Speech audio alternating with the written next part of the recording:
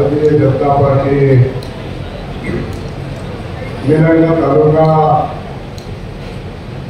अधिवेशन 2024 या प्रसंगी उपस्थित असलेले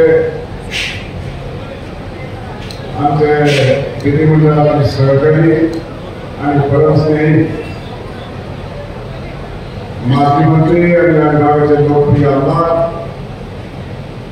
संभाजीराव पाटील निलंगेकर,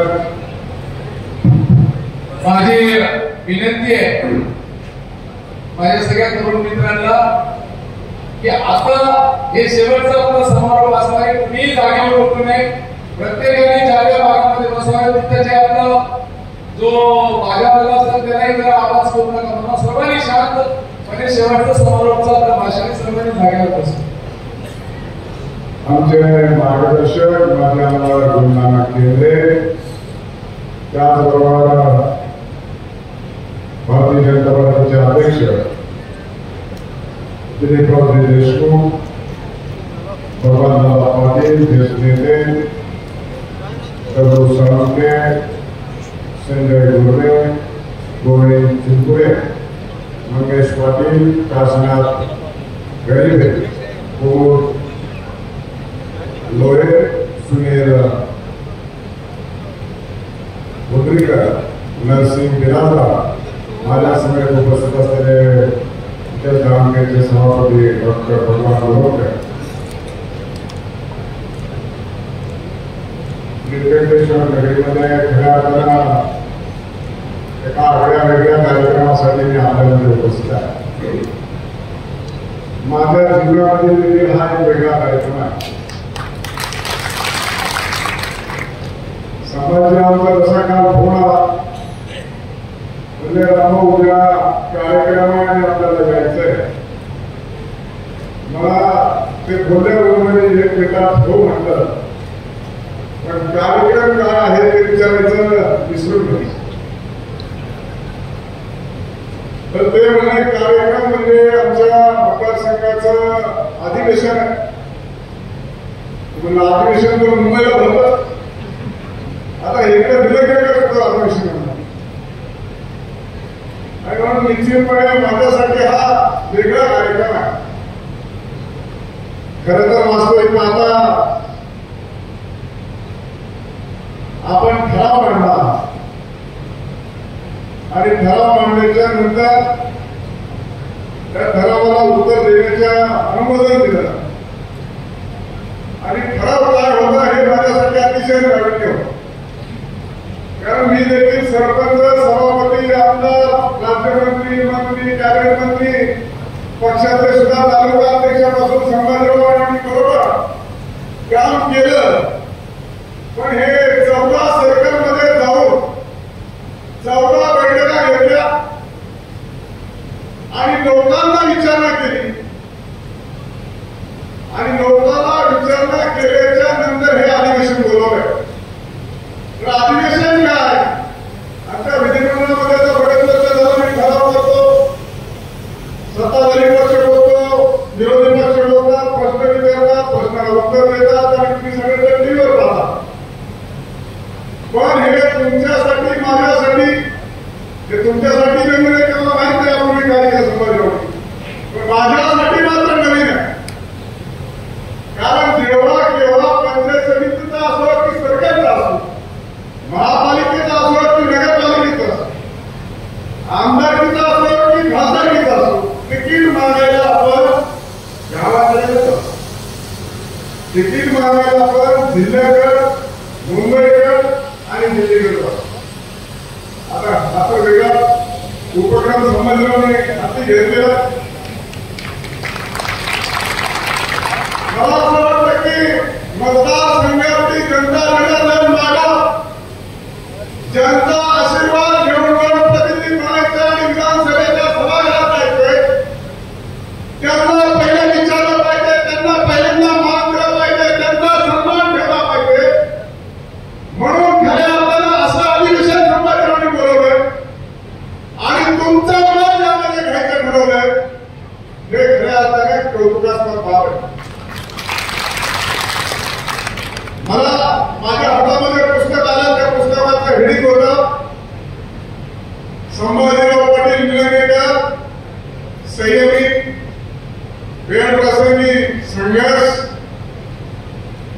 आणि सर्वसामान्यांचं नेतृत्व.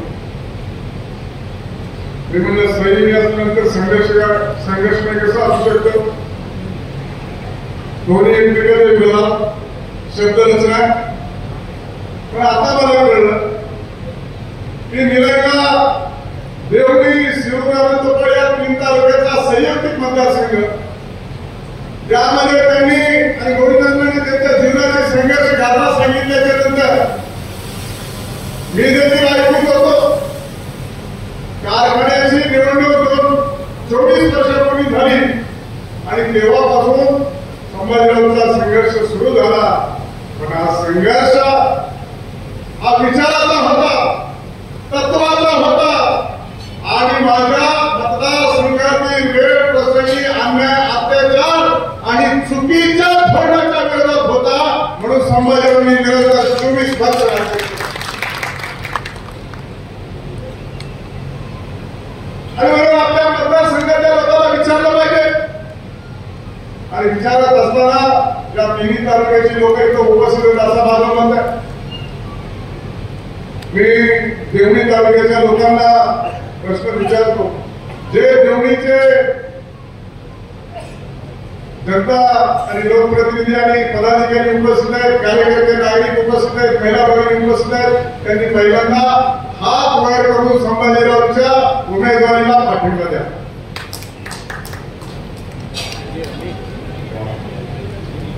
शिरूर आनंदबाळचे जे आहेत त्यांनी अशाच प्रकारचा हात वरती करून समर्थन द्या.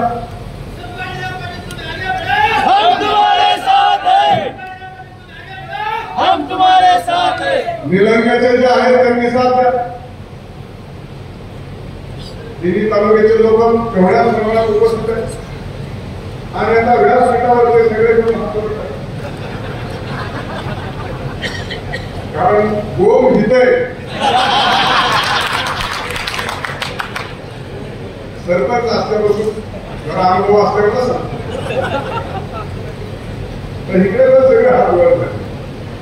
आता सगळे मिळून संभाजीरावांना एक वाक्यात तुम्ही मी ठराव मांडलेला त्याला मी देखील अनुमोदन देतो. आपण सगळे जण हात वर करून समर्थन. धन्यवाद. आपण सगळ्यांनी ठराव मांडला, अनुमोदन दिलं, सगळ्यांनी ही प्रक्रिया पार पाडली. पण मी काय तुमच्यातला नाही. त्यामुळे मी हे जरा तपासून पाहिजे. कारण संभाजीराव काहीतरी वेगळंच करतात. मी जयंत शिवाचा मंत्री होतो, लातूरला आलो, ते म्हणले त्याच्या लक्षात येण्याला माहित नाही.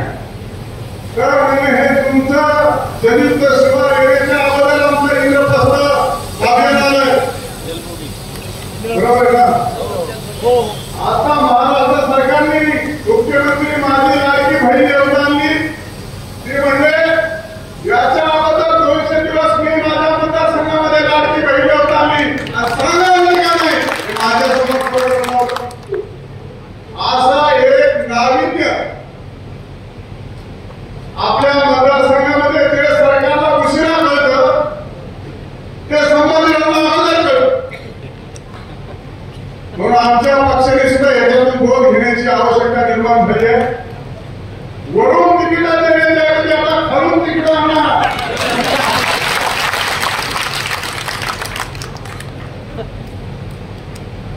खालून समर्थन मिळवले जर तिकिटा दिली तर आपल्या 200च्या पोहोच आहे. मग बघत बच्चाला जरा भाव मिळणार नाही, नर्तद्या माणसाला तिकीट जाणार नाही आणि लोकांना सुद्धा निवडून द्यायला आपला लोकप्रतिनिधी निवडून द्यायला आनंद वाटतो. असा एक चांगला उपक्रम संपूर्ण भारतीय जनता पार्टीला दिशा देणारा उपक्रम संभाजीरावांनी आणला. खरंच त्याचं कौतुक करावं पुढे आहे. ही काय अशी दुसरी सभावरून नाही समर्थन आणि मी काही तिकीट देणार माणूस नाही. तसं दोघांची थोडी थोडक्यात भोगले तिकिटावर सह्या दोघांनी तरी असतील पण नाही येतं काय जे असं ते स्वीकार होत आहे. आणि म्हणून खऱ्या अर्थानं असा एक नाविन्य आणि नवनवीन उपक्रम आपल्या मतदारसंघामध्ये आले पाहिजे, आपल्या मतदारसंघातील जनतेला दिलासा दिला पाहिजे. मी सगळ्यांची भाषणं अतिशय व्यवस्थितरित्या लिहून घेत होतो, मुद्दे काढत. मला वाटतं गोविंदांना केंद्रीय आणि अनेक जणांच्या भाषणामध्ये त्याचा नामोल्लेख झाला आणि नामोल्लेख यासाठी झाला, आमची रणनीती अतिशय दृढ आहे. का कशासाठी काही न विचारता यायचे बोलल्यानंतर मी हो बोललो. त्यांनी बरोबरच आमचा कसा राजकीय प्रवास सुरू आहे हे देखील सांगितलं. पण मी जरा लातूर जिल्ह्याच्या जडणघडणीकडे पाहत होतो. हा लातूर जिल्हा शिवाजीराव पाटील निलंगेकरांचा होता. हा लातूर जिल्हा शिवराज पाटील चाकूरकरांचा होता. हा लातूर जिल्हा विलासराव देशमुखांचा होता आणि हा लातूर जिल्हा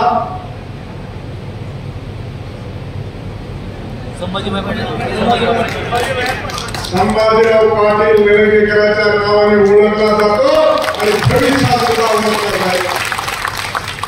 त्याचं कारण असं आहे की हा जिल्हा पूर्णतः काँग्रेसचा होता आणि काँग्रेसचा जिल्हा असल्यानंतर त्यांनी पहिल्यांदा मूर्तने रोवली आणि त्या विचाराला छेद देत एका तत्वानी एका दक्ष ठेवण्याचा दृष्टिकोन ठेवला आणि संपूर्ण जिल्हा हा भारतीय जनता पार्टीमध्ये सर्व नगरपालिका असतील, नगरपंचायत असेल, जिल्हा परिषद असेल, महापालिका असेल, खासदार असतील, सर्वाधिक आमदार निवडून आणण्याचं काम देखील त्यांच्याच नेतृत्वात या लातूर जिल्ह्यामध्ये झालं. जे पूर्वीच्या राज्यकर्त्यांनी केलं ते संभाजीरावांनी केलं आणि म्हणून साठी हा जिल्हा आज भारतीय जनता पार्टीसाठी संभाजीराव पाटील निलंगेकरांच्या नावाने ओळखला जातो आणि भविष्यात देखील अतिशय उदयोन्मुख आणि दमदार नेतृत्व ह्या राज्याला गरज आहे असे संभाजीराव पाटील निलंगेकर आहे. त्यामुळे तुमची जबाबदारी मोठी आहे. मी देखील लातूरकडे निघताना प्रवास करत होतो. साहजिकच लातूरच्या दृष्टिकोनातून माझ्या मनामध्ये प्रश्न येत होते. जसं तुम्हाला डीपीडीसी मध्ये कोणीतरी प्रश्न विचारला, तुमचं लोकसभेला काय झालं आणि संभाजीराव पाटील हजर जबाबी माणूस आहे. थोडा दम खाऊन का होईना रणम घेतला आणि अशी गुगली टाकली, तुमचं 19ला जसं झालं होतं तसंच काँग्रेस 24ला करून टाकली. असंच झालं ना. त्यामुळं या निवडणुकीकडे आपल्याला त्या दृष्टिकोनातून पाहण्याची आवश्यकता आहे. नेतृत्व जमणार आहे आणि विचार करण्याची त्यांची जी क्षमता आहे, खऱ्या अर्थानं अशा पद्धतीचे प्रयोग अलीकडच्या लोकशाही आणि सर्वच राजकीय पक्षांना अभिप्रेत आणि अपेक्षित असलेले, नाहीतर जवळच्या माणसाला तिकीट दिल्याच्या नंतर काय कार्यक्रम होतो हे जनता दाखवून देते. त्यामुळे वेगवेगळ्या आपण पाहिलं असेल की आता केंद्राचं बजेट आलंय, राज्याचं बजेट आलंय, मुख्यमंत्री लाडकी बहीण योजना आहे, 3 सिलेंडरचे गॅस आहेत, 1 रुपयामध्ये विमा आहे, त्याचबरोबर कापूस आणि सोयाबीनला 5,000 रुपये एकरी आहे. हेक्टरी आहे. आणि सर्वात महत्वाचं अलीकडच्या काळात तुम्ही आम्ही कुणीच सांगितलं नव्हतं की आमचं वीज बिल माफ करा, तरी देखील महायुतीच्या सरकारने तुमचं विजेचं बिल माफ केलंय. आता काय तुम्हाला करूया, राहिला सगळ्या गणपतीच्या काळात आनंदाचा शिला देखील येणार, 5 वर्षाला गहू आणि तांदूळ देखील देण्याचं त्यांनी सांगितलं. एकूणच कर्तव्य दक्ष आणि आपल्या कामाच्या प्रति तत्परता असलेलं हे नेतृत्व आपल्यामध्ये आहे आणि म्हणून साठी खऱ्या अर्थानं मी जे सांगत होतो की नाव उघड करत नाही, नावाने जिल्हा उघड चालत नाही. 12 वर्ष बंद पडलेला कारखाना पुन्हा चालू केला आणि नुसता चालू नाही केला. केंद्र शासनाच्या धोरणाप्रमाणे पहिल्यांदा एफआरपी पहिल्या स्ट्रोक मध्ये 2700 रुपये दिली. त्याच्यामुळे ज्याची कोणाची मोनोपाली होती त्याचे धाबे झाले. हे मध्ये झालं नाही तर आपण कसं रडता येत होतो बाबा, जेवढं देते तेवढं घेत होतो. आता काय बोलतात, तुम्हाला जर एवढा भाव देता येत नसला तर चाललो आम्ही संभाजीरावच्या कारखान्यात. असं काही कसं आहे ना अध्यक्ष बघा, असंच आहे ना. त्यामुळं आपल्या कधीही कोणत्याही तालुक्याला लोकप्रतिनिधी आणि नेतृत्व चांगल्या पद्धतीचं लाभणं हे तुमचं आमचं भाग्य असतं. 24 वर्षापूर्वीची घटना त्यांनी या व्यासपीठावर सांगितली की 24 वर्षापूर्वी माझ्याबरोबर कोण होतं, निम्म्यापेक्षा जास्त लोकांनी हात वर केले हे त्याच्याकडे माझं लक्ष होतं. जर याच्यातले 25% लोकांनी हात वर केले असले तर त्याचा अर्थ असा होता की 75% लोकांचा नवा भरणा आहे. याचा अर्थ 75% लोक समाजाला सोडून गेले. मी कसा नावचा प्राध्यापक आहे, त्यामुळं प्रात्यक्षिक आणि प्रॅक्टिकल आणि त्याचा अनालिसिस करणं माझा स्वभाव आहे. त्यामुळे त्या दिवसापासून पहिल्या दिवसापासून आजपर्यंत 24 वर्ष तुम्हाला त्यांनी अतिशय चांगल्या पद्धतीनं वागणूक दिली आहे. त्यांनी सांगितलं माझ्या शरीरात काय बदल झाला का, तुम्ही सगळ्यांनी सांगितलं नाही, फक्त एकच बदल झाला, तुमची सेवा करत करत समाजाची दाढी पांढरी झाली. पण अतिशय आमचे जवळचे मित्र आहेत आणि म्हणून साठी तुम्ही एक अतिशय चांगला उपक्रम या निलंगा तालुक्याने घडवून आणलेला आहे आणि म्हणून हा उपक्रम राज्याला लागू झाला पाहिजे ही माझी भावना आहे. आणि मी आपल्या जिल्ह्याचा नसल्या कारणाने बाहेरचा प्रतिनिधी म्हणून निश्चित स्वरूपामध्ये याची गांभीर्याने दखल घेत तिकिटाचा तर काही प्रश्नच नाही आणि संभाजीरावला तिकीट कोण देणार नाही अशी परिस्थिती नाही, दुसरं कोणी मागतंय अशी परिस्थिती नाही. पण तुम्ही हा सर्व उद्योग का केला हे मला हिता आल्यावर कळलं. कारण तुम्हाला माहिती आहे वरून तिकीट दिलं तरी खाली निवडून यावं लागतं. त्यामुळे हे आपल्या माझं खरं आपलं भांडवल आहे आणि हे भांडवल आपल्यापेक्षा असलं तर आपलं कोणच वापरलं जाऊ शकत नाही. त्याच्यामुळे कसंही संभाजीराव वरच्याला जर कमी नमस्कार घालतो स्वभावातच गुण आहे. म्हणून तर माजी मुख्यमंत्री स्वतःचे सगळे आजोबा असताना फारकत घेतली विचाराची, पुन्हा आता सगळे आजोबाची फारकत घेतली तर आता वरिष्ठ तो वरिष्ठ त्यांच्या विचाराचा अनादर करतात असं नाही. पण तत्वात बसलं नाही तर मग तुम्हाला माहिती म्हणून साठी मी निलंगा मतदारसंघातील सर्व जनतेला लोकप्रतिनिधी आहेत त्यांना मनापासून धन्यवाद देतो की मला अशा एका चांगल्या कार्यक्रमाला आपण बोलवलं आणि एक नवीन आपण पायंडा पाडला आणि निश्चित स्वरूपामध्ये येणाऱ्या विधानसभेला खऱ्या अर्थानं मी सांगत होतो की ज्यांनी तुम्ही ज्यांना कुंगली टाकली आणि तुमचं 19ला जे झालं तेच माझं 24ला होईल. तुम्ही 19ला मागे असताना निवडून आले, आम्ही आता 24ला जरी लोकसभेला मागे असले तरी निवडून येणार आहे. पण मी लातूरकडे येताना जो माझ्या मनामध्ये विचार होता तो मी राज्यामध्ये मुंबईमध्ये ऐकलेलं खास करून निलंगेच्या जनतेला सांगतो की संभाजीरावची फक्त निलंग्यात चर्चा नाही तर लातूर शहरासाठी सुद्धा पक्षाने त्याचा विचार करायचं ठरवलेला आहे. आता तुम्ही किती बळ देता याच्यावर अवलंबून आहे का मला संभाजीराव काय फक्त तुमचेच नाही हे भारतीय जनता पार्टीच्या राज्याचे नेते आहेत. त्यामुळं त्यांना जिथं लढ म्हणलं तिथं लढावं लागेल. निलंग्याचा हक्क आजचा जरी असला तरी पक्षाचा सुद्धा अधिकार असतो. या निमित्तानं आपल्याला सांगतो म्हणून साठी ज्यांनी कुंगली टाकली त्यांच्या हातून पराभव होतो का काय भविष्यात अशी सुद्धा मला शंका लागली. त्यामुळे कुणालाही बोलत असताना थोडा आत्मीने बोलत बरं झालं. पण हा नवीन नाव मी आज तुमच्यासोबत ओपन करतो आणि संभाजीराव तुम्हाला येणाऱ्या निवडणुकीसाठी ज्या अधिवेशनामध्ये तुमचा ठराव 1 मताने पास झालाय असं जाहीर करतो आणि माझं बोलणं